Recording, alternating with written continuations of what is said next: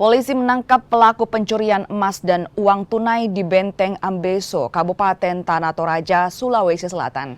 Dari kejadian ini, korban mengalami kerugian puluhan juta rupiah. Pelaku ditangkap setelah mendapat laporan dari masyarakat. Spesialis pencuri perhiasan ini ditangkap tim Resmob Polres Tanah Toraja di Kelurahan Tondon Mamulu, Kecamatan Makale. Pelaku ditangkap saat hendak kabur membawa hasil curiannya. Pelaku mengakui jika emas dan uang tunai yang dicuri disimpan dalam jok motor. Kejadian ini sempat menjadi tontonan warga. Pelaku yang merupakan warga Pampang, Makassar, lalu dibawa ke Polres Tanah Toraja untuk penyelidikan. Pelaku disangkakan pasal 363 KUHP dengan ancaman hukuman maksimal 7 tahun penjara.